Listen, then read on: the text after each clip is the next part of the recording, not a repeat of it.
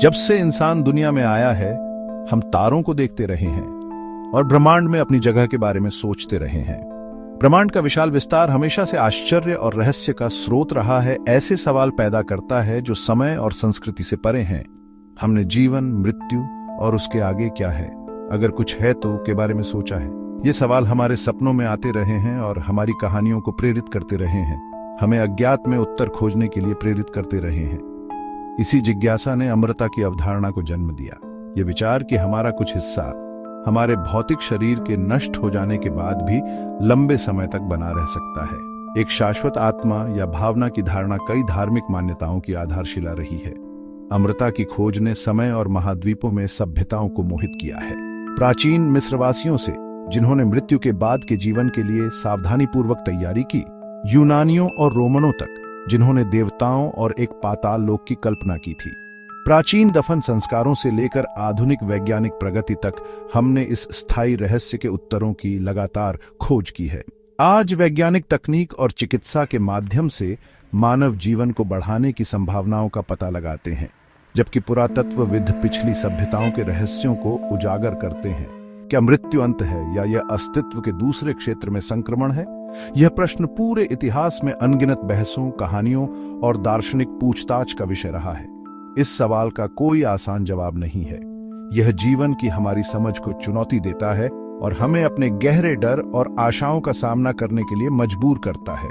ये एक ऐसी अवधारणा है जिसकी खोज विभिन्न दृष्टिकोणों से की जाती है, धर्म, दर्शन, पौराणिक कथाओं और यहाँ तक कि विज्ञान के माध्यम से।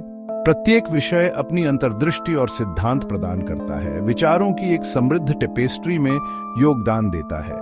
हर एक अनोखा दृष्टिकोण प्रदान करता है। इस जटिल और बहुआयामी विषय की हमारी समझ को समृद्ध करता है।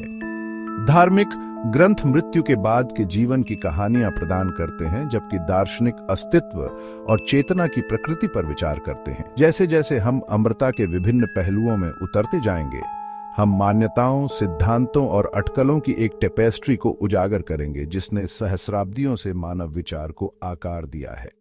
अनंत युवाओं के प्राचीन मिथकों से लेकर डिजिटल अमरता की आधुनिक खोज तक, मृत्यु को पार करने की मानवीय इच्छा एक शक्तिशाली शक्ति है। इस मनोरम यात्रा में मेरे साथ जुड़ें, क्योंकि हम जीवन, मृत्यु और एक शाश्वत आत्मा की संभावना के साथ स्थायी मानव आकर्षण का पता लगाते हैं। साथ में हम अस्तित्व के रहस्यों को नेविगेट करेंगे और उस कालातीत प्रश्न को समझने की कोशिश करेंगे जिसने युगों से मानवता को आकर्षित किया है। जब हम अमरता के बारे में बात करते हैं तो हम अक्सर अपने वर्तमान रूप में हमेशा के लिए जीने की कल्पना करते हैं। यह दृष्टि हमारी पहचान, हमारी यादों और हम कौन हैं के सार को बनाए रखने की हमारी इच्छा में गहराई तक बैठी है। हम एक ऐसी दुनिया की कल्पना करते हैं जहां हम मृत्यु की छाया के बिना जीवन, प्रेम और विकास का अनुभव करते रहें। इसे व्यक्तिगत अमरता के रूप में जाना जाता है। यह विचार कि हमारी व्यक्तिगत चेतना, यादें और व्यक्तित्व मृत्यु के बाद भी बने रहते हैं, यह एक सुकून देने वाला विचार है जो हमारी यात्रा को जारी रखने का वादा करता है, हमें प्रियजनों के साथ फिर से जुड़ने और एक नए क्षेत्र में अपने कारनामों को जारी रखने की अनुमति देता है। कल्पना कीजिए कि आप एक अलौकिक बगीचे में जाग रहे हैं, उन प्रियजनों के साथ फिर से मिले हैं जो गुजर चुके हैं। हवा खिले हुए फूलों की खुशबू से भरी है और सूरज की रोशनी पेड़ों से धीरे धीरे छनकर आती है। स्वर्ग की यह दृष्टि कई संस्कृतियों और धर्मों में एक सामान्य विषय है, जो शांति और आशा की भावना प्रदान करती है। यह सुकून देने वाली छवि कई धार्मिक और आध्यात्मिक मान्यताओं के साथ संरेखित होती है, जो मृत्यु दर के सामने सांत्वना और आशा प्रदान करती है। यह बताता है कि मृत्यु अंत नहीं है, बल्कि एक नए सुंदर अस्तित्व में संक्रमण है, जहां हम शाश्वत खुशी और पूर्णता पा सकते हैं। हालांकि व्यक्तिगत अमरता सार्वभौमिक रूप से स्वीकार्य नहीं है। ऐसे लोग हैं जो इस तरह की अवधारणा की व्यवहार्यता पर सवाल उठाते हैं, यह तर्क देते हुए कि हमारी व्यक्तिगत चेतना हमारे भौतिक शरीर से इतनी गहनता से जुड़ी हुई है कि उनके परे जीवित नहीं रह सकती। कुछ लोग अमरता के एक अधिक अवैयक्तिक रूप में विश्वास करते हैं, जहां व्यक्तिगत चेतना एक बड़ी सार्वभौमिक चेतना में विलीन हो जाती है। यह दृष्टिकोण बताता है कि हमारी व्यक्तिगत पहचान भले ही फीकी पड़ जाए, लेकिन हमारा सार एक बड़े समूह के हिस्से के रूप में जारी रहता है। विशाल समुद्र में विलीन हो रहे पानी की एक बूंद के बारे में सोचें। बूंद अपनी व्यक्तिगत पहचान खो देती है, लेकिन वह किसी बहुत बड़ी और अधिक स्थायी चीज का हिस्सा बन जाती है। यह विचार विनम्र और विस्मयकारी दोनों हो सकता है, क्योंकि यह हमें अनंत और शाश्वत से जोड़ता है। यह उपमा गैर व्यक्तिगत अमरता की अवधारणा को दर्शाती है, जहां हमारा व्यक्तिगत सार एक बड़े समूह में योगदान देता है, यहां तक कि हमारी व्यक्तिगत पहचान भी फीकी पड़ जाती है। यह हमें अपने अस्तित्व से परे सोचने और जीवन के विशाल परस्पर जुड़े हुए जाल में अपने स्थान पर विचार करने की चुनौती देता है। दोनों दृष्टिकोण दिलचस्प संभावनाएं प्रदान करते हैं। स्वयं की प्रकृति और हमारे सांसारिक अनुभव से परे अस्तित्व के अर्थ के बारे में गहन प्रश्न उठाते हैं। चाहे हम एक शाश्वत स्वर्ग की कल्पना करें या सार्वभौमिक स्रोत में वापसी की, अमरता की अवधारणा हमें जीवन और मृत्यु के रहस्यों का पता लगाने और इस विचार में आराम पाने के लिए आमंत्रित करती है कि हमारी यात्रा किसी न किसी रूप में जारी है, इस दुनिया को छोड़ने के बाद भी। चलो गैर व्यक्तिगत अमरता के बारे में और गहराई से जानते हैं। यह अवधारणा भले ही प्रतीत होता है कि अमूर्त है, हमारे अस्तित्व और ब्रह्मांड में हमारे स्थान के बारे में हमारी धारणा में गहरा बदलाव लाती है। यह अवधारणा स्वयं की हमारी अहंकार संचालित धारणा को चुनौती देती है, हमारी व्यक्तिगत पहचान की सीमाओं से परे देखने का आग्रह करती है। यह सुझाव देती है कि हमारी व्यक्तिगत चेतना चीजों की भव्य योजना में उतनी महत्वपूर्ण नहीं हो सकती जितनी हम सोच सकते हैं। इसके बजाय यह प्रस्तावित करता है कि हम अस्तित्व के एक बहुत बड़े परस्पर जुड़े हुए वेब का हिस्सा है। इस दृष्टिकोण के समर्थक अक्सर सभी चीजों के अंतर संबंध की ओर इशारा करते हैं।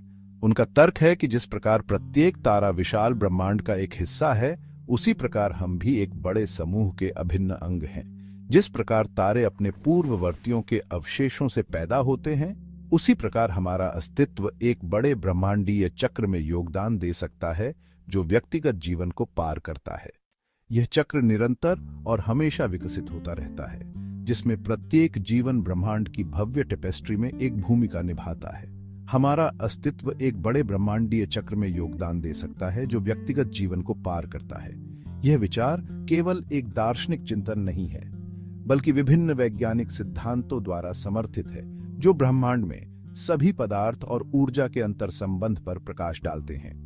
यह दृष्टिकोण बौद्ध धर्म जैसे पूर्वी दर्शनों के साथ प्रतिध्वनित होता है, जो स्वयं की अनित्यता और सभी प्राणियों के अंतर संबंध पर जोर देता है।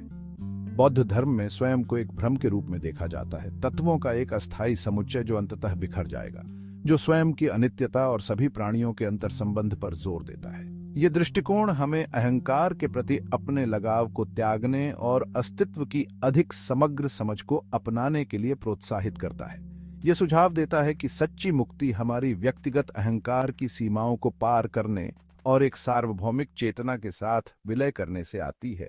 यह सार्वभौमिक चेतना समय या स्थान से बंधी नहीं है, और यह निरंतरता की भावना प्रदान करती है, जो हमारे भौतिक अस्तित्व से परे है।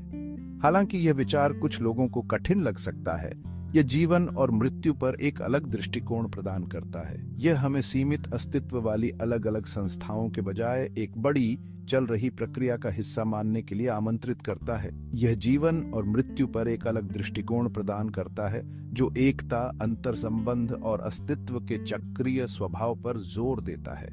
यह दृष्टिकोण आरामदायक और मुक्त दोनों हो सकता है, क्योंकि यह व्यक्तिगत अस्तित्व से सामूहिक निरंतरता पर ध्यान केंद्रित करता है, जो एकता, अंतर संबंध और अस्तित्व के चक्रीय स्वभाव पर जोर देता है।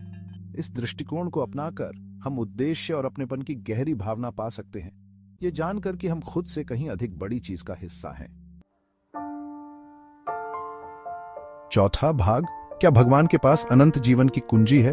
अमरता की अवधारणा धार्मिक मान्यताओं के साथ गहराई से जुड़ी हुई है। कई धर्म एक आत्मा के अस्तित्व की बात करते हैं, एक शाश्वत अमूर्त सार जो भौतिक शरीर के नष्ट होने के बाद भी जीवित रहता है। इन धार्मिक मान्यताओं में मृत्यु के बाद आत्मा के भाग्य का निर्धारण करने में भगवान अक्सर महत्वपूर्ण भूमिका निभाते हैं। उदाहरण के लिए स्वर्ग और नरक उन आत्माओं के लिए विपरीत गंतव्यों का प्रतिनिधित्व करते हैं, जिन्हें उनके सांसारिक कर्मों के आधार पर योग्य या अयोग्य माना जाता है। भगवान और अमरता के बीच का रिश्ता अलग अलग धर्मों में अलग अलग होता है। कुछ ईश्वरीय निर्णय और मृत्यु के बाद के जीवन पर जोर देते हैं, जबकि अन्य पुनर्जन्म के माध्यम से आत्मा की यात्रा पर ध्यान केंद्रित करते हैं। जन्म और मृत्यु के चक्र से मुक्ति और ज्ञान प्राप्त करने का प्रयास करते हैं, चाहे हम किसी विशेष धर्म को मानते हों या नहीं। ये मान्यताएं मृत्यु और मृत्यु के बाद के जीवन की संभावना को समझने के लिए मानवता की स्थायी खोज में एक आकर्षक झलक पेश करती हैं। 5वां भाग, आत्मा की यात्रा, एक दार्शनिक दृष्टिकोण। दार्शनिक सदियों से अमरता की अवधारणा से जूझते रहे हैं। आत्मा की प्रकृति और शाश्वत अस्तित्व की उसकी क्षमता पर विविध दृष्टिकोण पेश करते हैं। उदाहरण के लिए प्लेटो आत्मा की अमरता में विश्वास करते थे। उनका तर्क था कि यह पूर्ण अपरिवर्तनीय रूपों के दायरे से संबंधित है। उन्होंने मृत्यु को भौतिक शरीर की सीमाओं से आत्मा की मुक्ति के रूप में देखा। दूसरी ओर अरस्तु का दृष्टिकोण अधिक सूक्ष्म था।